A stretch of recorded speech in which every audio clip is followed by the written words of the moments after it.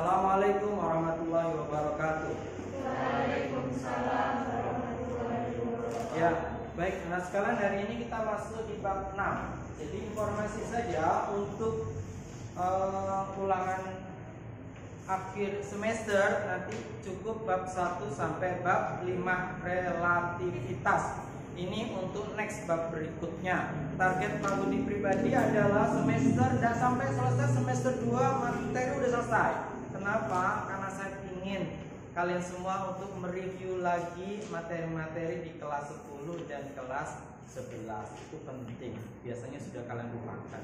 Padahal itu nanti yang lebih banyak dipakai di ujian, ya kan? Yang saya maksud di sini ujian akhir sekolah maupun ujian masuk perguruan tinggi. Baik, di situ judulnya apa? Apa? Fenomena. Judulnya ada yang bagus. Judulnya saya mau mencarikan dulu. Sederhana, nggak ada judulnya. Nggak enak. Matikan dulu. Nanti tak sambung aja. Matikan. Sudah. Judulnya adalah fenomena kuantum. Tulisannya KW atau U? Kuantum. Apa itu kuantum? Kuantum itu kalau bahasanya adalah interaksi energi menjadi cahaya. Interaksi energi menjadi cahaya. Maka yang perlu kalian pelajari di fenomena kuantum ini yang pertama itu adalah radiasi benda hitam. Maksudnya yang pertama adalah radiasi benda hitam. Kemudian berikutnya adalah tetapan Wien.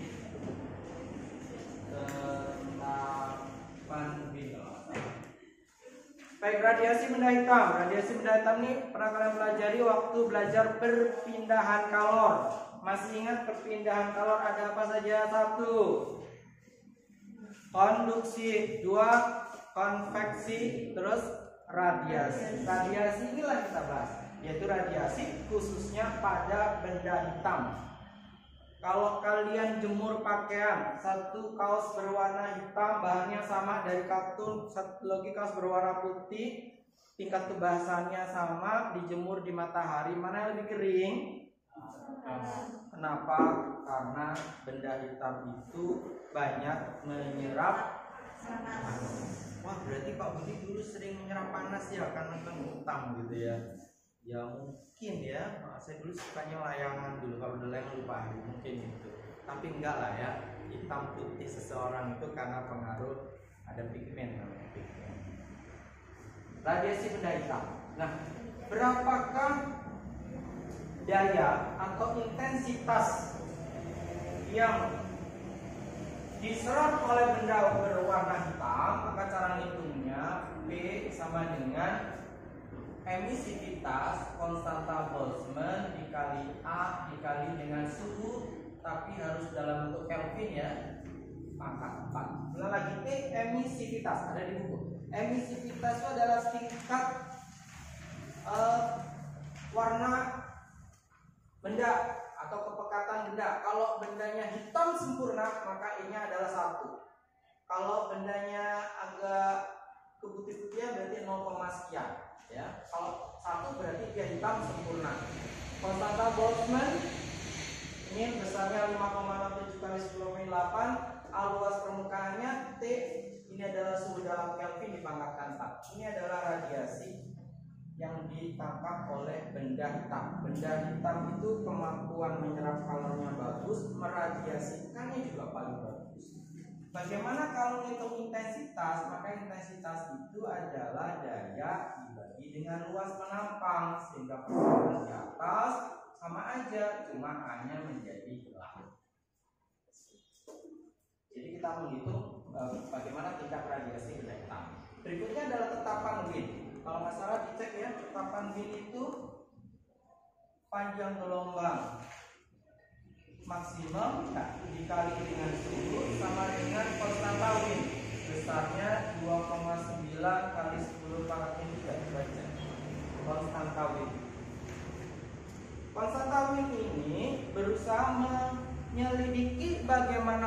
hubungan panjang gelombang dengan suhu. Panjang gelombang dengan suhu ini bagaimana hubungannya? Ternyata hubungannya adalah berbanding terbalik. Konstanta Wien atau tetapan Wien ini mau bilang sama kita bahwa kalau panjang gelombangnya rendah, maka suhunya tinggi. Sebaliknya, kalau panjang gelombangnya tinggi, ini suhunya rendah. Mau bukti keseharian? Buktinya gini. Cahaya tampak itu warnanya apa? Mi, jiku, gibi, niu, merah jingga kuning, hijau biru, nila, ungu. Makin kesini itu panjang gelombangnya makin kecil. Ya? Guys ya. Kalian kalau nyalakan gas, ya, pertama kali muncul warnanya apa? Apinya itu loh. Langsung biru. Ya, coba nanti dipraktekin di rumah ya. Kalian kan tidak pernah fokus pada apinya ya. Nyalain, coba ya. Urut-urutannya yang kelihatan itu urutannya adalah merah dulu. Kalau nanti ada kelihatan kuningnya, gitu ya, baru kelihatan biru. Biasanya yang kelihatan nampak banget itu merah, kuning, biru. Kalau tidak seperti ini berarti ajaib ya, ajaib di gasnya atau di kompornya ya. Karena mestinya harus kayak gini. Ya. Makin lama itu warnanya biru. Kalau sampai warnanya biru itu berarti suhunya sudah tinggi, teramat tinggi. Paling tinggi lagi berwarna ungu. Kalau kamu lihat merah suhunya biasa kan, baru nyalain ya kan. Kuning udah mulai tinggi sampai sekarang biru. Biasanya nih kalau kamu lihat masak itu loh, masak bikin OTOT itu loh ya, yang wajahnya gede, itu kelihatan banget warnanya biru dan terakhir ungu. Makin biru itu suhunya tinggi kan, tapi panjang gelombangnya bagaimana? Iya, itulah yang ditemukan oleh kita. Kadang mikirnya ngapain tetapan bikin gitu ya, nyelidiki gitu ya, tapi teman ada manfaatnya kita ya kan. Jadi membuktikan bahwa ketika panjang gelombangnya rendah, suhunya makin tinggi. Berikutnya yang mau kita pelajari yang lebih penting lagi, kalau saya biasanya nulisnya adalah dualisme gelombang. Kalau saya judulnya gini, dualisme gelombang partikel. Ini 1, 2, ini anggap aja Romawi 3. Dualisme gelombang partikel. Dualisme itu artinya mendua. Kalau kalian biasanya suka mendua ya kan?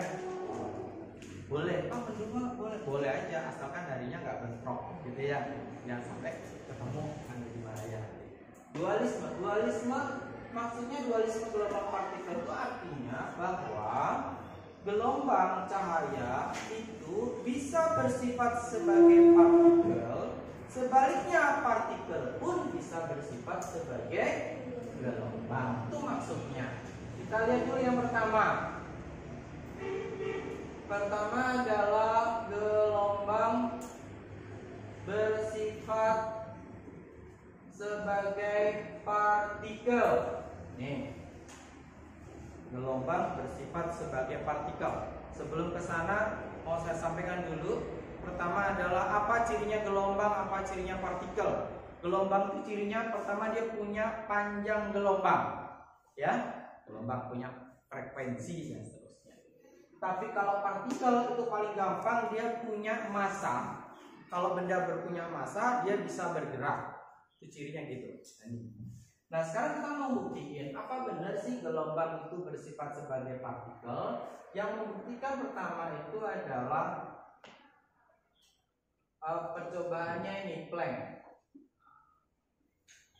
Dia mengatakan bahwa energi foton, kalau kamu bilang energi foton itu maksudnya energi dari gelombang elektromagnetik yang banyak itu ya. Energi foton itu sama dengan N, sampai dilihat N sama dengan H kali F, atau sama dengan N H kali C per lambda. Betul gini ya? Jadi sekalian ini membuktikan bahwa energi foton, gampangannya energi matahari, itu terdiri dari paket-paket energi yang bisa dihitung jumlahnya. Kan sama seperti partikel juga bisa dihitung. Berapapun banyak partikel bisa dihitung jumlahnya. Makanya sama. Oh ternyata energi foton itu terdiri dari paket-paket energi, bahasa fisikanya yang diskrit. Diskrit itu maksudnya yang bisa dihitung. Buktinya dihitung apa? Ada N-nya ini. Berapa jumlah energi fotonnya?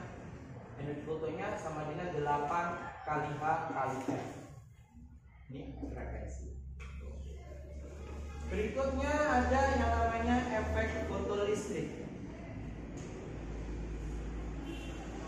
Efek fotolistrik ini juga membuktikan bahwa gelombang itu bersifat sebagai partikel. Jadi ceritanya begini, logam. Tadi ada pelajaran kimia nggak? Kalau belajar kimia, kalau kamu punya tabel periodik, tahu ya tabel periodik? Itu kan di tabel itu terdiri dari 3 macam sifat benda. Ada yang gas, padat, sama yang cair. Ya, ada yang logam gampangannya. Contoh yang logam. Logam itu kalau di kimia kalian ingat ada namanya inti atom dikelilingi oleh elektron. Kemudian ada elektron terluar, betul nggak? Ada elektron terluar ada?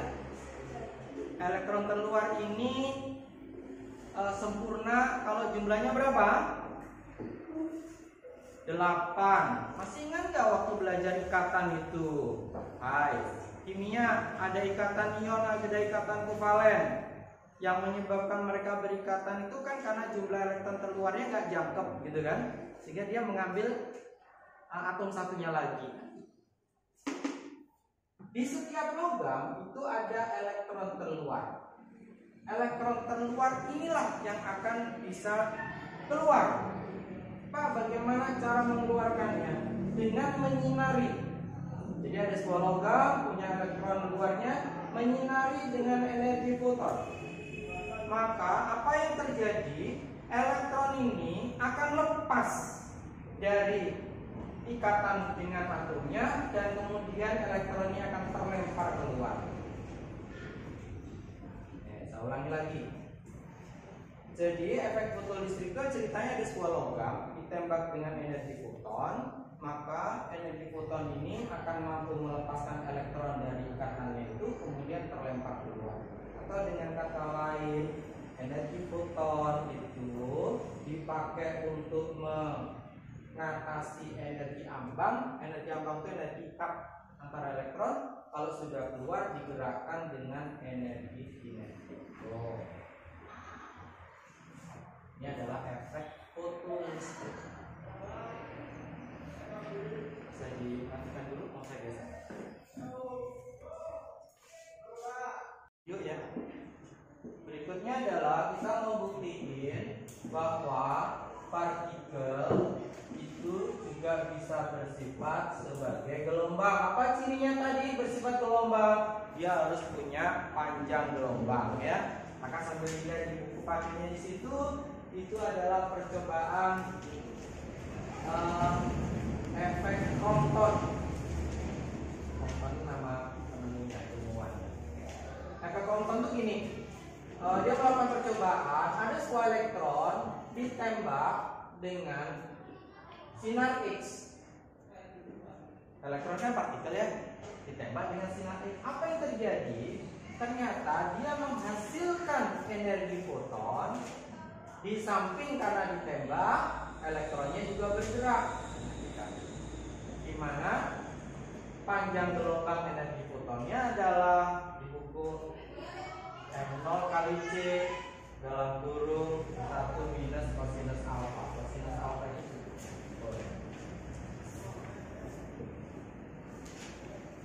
ini membuktikan bahwa partikel itu bersifat sebagai gelombang nih, ketemu itu lambdanya. Partikelnya tembak sinar X ternyata bisa menunjukkan gelombang. Berikutnya adalah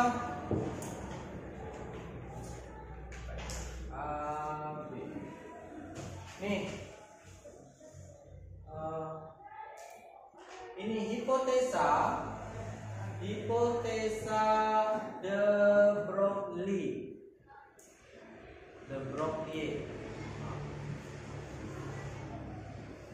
Hipotesa de Broglie ini menentukan bahwa lambda sama dengan apa? A dibagi dengan M kali V. Coba bisa dicek. A dibagi momentum sama dengan A dibagi M kali V, atau sama dengan A dibagi dengan akar kedua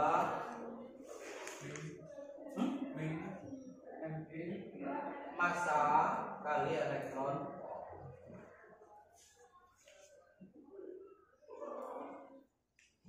Jadi hari ini targetnya adalah kalian tahu apa itu de Broglie, apa itu efek Compton. Dia adalah untuk membuktikan partikel sebagai gelombang.